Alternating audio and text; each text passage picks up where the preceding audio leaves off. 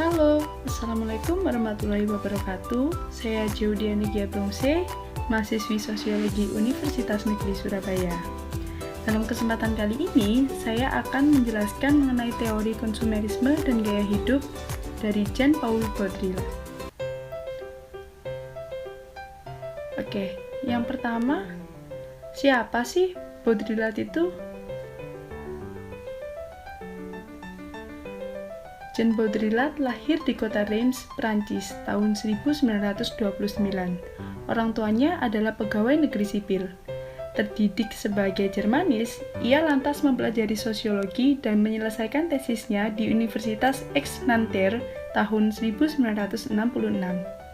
Jean Baudrillard adalah seorang postmodern yang menggabungkan teori modern dan postmodern. Karya awalnya dipengaruhi oleh Marxis yang menitikberatkan pada ekonomi. Namun, Baudrillard menitikberatkan karyanya pada konsumsi. Pada masa mudanya, ia mengaku mengikuti pandangan Marxis tradisional yang menitikberatkan pada produksi. Tetapi, kemudian dia memandang bahwa konsumsi adalah perluasan dari kekuatan produksi. Menurutnya, di bawah era kapitalis, mode of production telah diganti oleh mode of consumption. Karya-karya Jean-Paul Baudrillard. Karya-karya Jean-Paul Baudrillard provokatif nih dan kontroversial, sehingga sangat populer. Ia dikenal sebagai sosiolog yang memiliki banyak gagasan dan tulisan-tulisannya menawarkan banyak wawasan yang inspiratif. Karyanya yang pertama adalah The System of Objects pada tahun 1968. Dalam buku ini mengkaji dari perspektif neo-Marxis kemungkinan konsumsi menjadi landasan utama tatanan sosial, bahwa objek konsumsi dapat membentuk klasifikasi kelas sosial dan objek tersebut juga dapat membentuk perilaku sosial. Kemudian The Mirror of Production tahun 1975. Buku ini merupakan petunjuk awal pemikiran Baudrillard mengenai kritik pemikiran Marx tentang reduksionisme ekonomi dan ketidakmampuan teori Marxis mengkonseptualisasikan tentang bahasa, tanda, dan komunikasi. Kemudian, On Seduction pada tahun 1990. Buku ini membahas tentang teori-teori yang menolak penampakan permukaan segala sesuatu dan lebih mengedepankan struktur atau esensi yang tersembunyi. Kemudian, Amerika pada tahun 1989. Buku ini menjelaskan tentang hasil perjalanannya di Amerika. Ia mengatakan bahwa di Amerika sudah tidak ada lagi revolusioner seperti yang dikatakan dalam teori Marx. Yang ada di sana hanya kehidupan simulasi, hiperrealitas, dan ledakan segala sesuatu yang sudah tidak dapat dimengerti. Kemudian The Message, The Impulsion of the Social in the Media. Nah, dalam esai ini, Baudrillard membahas kembali beberapa tema utama karya-karyanya pada tahun 1980-an. Nah, kemudian The Bebop Effect pada tahun 1982. Buku ini memahami bahwa kesenian sebagai miniatur model sistem yang digunakan kebudayaan borjuis untuk menipu dan membius massa. Kemudian The Consumer Society pada tahun 1970. Dalam buku ini, Baudrillard menjelaskan tentang pola kehidupan masyarakat yang sudah tidak mementingkan makna yang terkandung di dalamnya dan perkembangan kehidupan yang dituntut serba cepat agar tidak tertinggal. Dan yang terakhir, For a Critique of the Political Economy of the Sign pada tahun 1981. Buku ini membahas pembagian antara objek nilai guna, nilai tukar, dan memasukkan objek simbolik dan objek tanda ke dalam kategori tanda. Nah, sebelum membahas konsumerisme dan gaya hidup, kita harus tahu nih, apa sih masyarakat konsumsi itu? Masyarakat konsumsi, secara luas, masyarakat konsumsi adalah masyarakat yang menciptakan nilai-nilai yang berlimpah melalui barang-barang konsumeris dan menjadikan konsumsi sebagai pusat aktivitas kehidupan. Namun, di sisi perspektif Baudrillard menjelaskan bahwa konsumsi kini telah menjadi faktor fundamental dalam ekologi spesies manusia. Sedangkan ciri masyarakat konsumsi itu sendiri tertulis dalam buku teori sosial postmodern yang ditulis oleh George Reiser adalah terciptanya masyarakat yang di dalamnya terjadi pergeseran logika dalam konsumsi, yakni logika kebutuhan dan logika hasrat. Sikap konsumerisme. Latar belakang dari sikap konsumerisme adalah masyarakat dan tatanan sosial dari zaman ke zaman selalu memiliki sesuatu untuk dipuji atau disembah. Tampaknya, ini berhubungan dengan kebutuhan manusia akan sesuatu di luar dirinya yang tidak atau belum diraih, yang melampaui, dan yang transenden. Kiblat untuk dipuji dan disembah masyarakat konsumen dewasa ini adalah para selebriti dan gaya hidup mereka.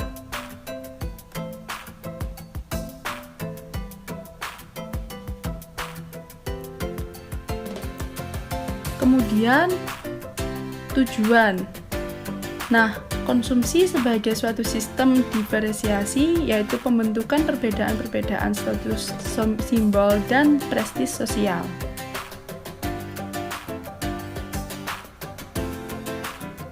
Kemudian contohnya, masyarakat saat ini dalam mengkonsumsi tidak hanya mengkonsumsi nilai guna dan utilitasnya saja, tetapi juga mengkonsumsi makna-makna tertentu yang terkandung di dalamnya. Seperti halnya nih masyarakat saat menggunakan mobil sport. Selain mereka membutuhkan nilai guna yang ada di dalam mobil, mereka juga menunjukkan status sosial yang terkandung di dalamnya. Jadi, ketika orang menggunakan mobil sport, mereka akan terlihat seperti orang kaya, sehingga memiliki status sosial yang lebih tinggi dibandingkan orang-orang yang tidak memilikinya.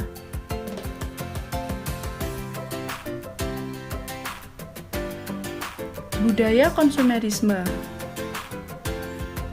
Budaya konsumerisme adalah sebuah paham yang dijadikan sebagai gaya hidup yang menganggap bahwa barang mewah sebagai ukuran kebahagiaan, kesenangan, dan pemuasan diri sendiri. Kemudian, budaya konsumerisme ini bisa dikatakan sebagai contoh gaya hidup yang tidak hemat. Jika budaya konsumerisme ini menjadi gaya hidup, maka akan menimbulkan suatu kebutuhan yang tidak pernah bisa dipuaskan oleh apa yang dikonsumsi dan membuat orang terus-menerus mengkonsumsi. Kemudian, saat ini banyak dari beberapa bahkan semua lapisan masyarakat belum bisa memprioritaskan antara barang yang harus dipenuhi dengan keinginan belaka.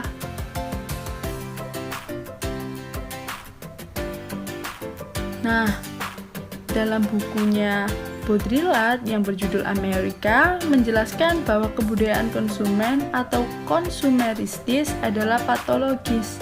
Patologis adalah seperti penyakit individu masa kini, yakni anoreksia, obesitas, dan bulimia. Yakni yang merasa begitu cukup hingga butuh kekosongan, yang merasa begitu kurang hingga butuh konsumsi lebih, dan yang ingin terus mengkonsumsi namun tak sanggup hingga butuh memuntahkannya kembali. Budaya konsumsi yang dimiliki masyarakat sekarang menunjukkan sudah tidak terkendalikan lagi, yang akan menimbulkan penyakit konsumtif. Kemudian, Baudrillard juga menerapkan 3 logika terkait dengan tanda tersebut. Yang pertama adalah logika fungsional nilai guna, yang merujuk pada logika praktik operasional dan nilai kegunaan. Yang kedua, logika ekonomi nilai tukar, yang merujuk pada logika ekuivalensi atau pasar, yakni pertimbangan harga atau pertukaran komersial. Dan yang ketiga adalah logika pertukaran simbolis, yang merujuk pada logika ambivalensi atau pertimbangan keterlibatan relasi. Nah, kemudian dalam karya Baudrillard yang berjudul The System of Objects, menunjukkan bahwa konsumsi merupakan landasan utama tatanan sosial. Ia mengatakan bahwa objek konsumsi membentuk sistem klasifikasi dan bahwa objek tersebut ikut berpengaruh dalam pembentukan perilaku. Dalam logika tanda, seperti tanda logika simbol-simbol, objek-objek tidak lagi dihubungkan dengan fungsi atau kebutuhan yang nyata. Objek konsumsi saat ini tidak dipahami lebih dari sekedar pemenuhan kebutuhan atau persoalan tertentu yang ada di dalamnya, memiliki nilai guna, melainkan sebagai jaringan penanda.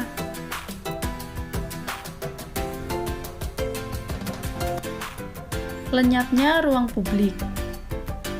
Melalui media massa, Jean Baudrillard mengatakan bahwa media massa saat ini menyimbolkan zaman baru, di mana bentuk produksi dan konsumsi telah memberi jalan bagi semesta komunikasi yang baru.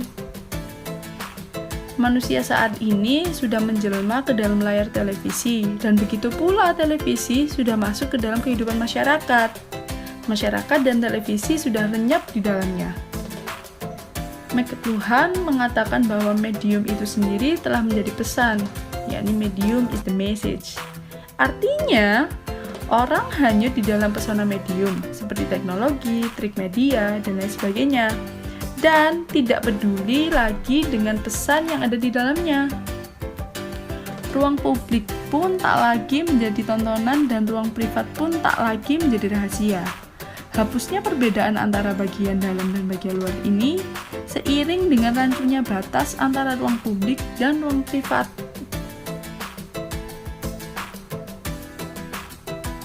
Hiperrealitas milik Jean Paul Baudrillard.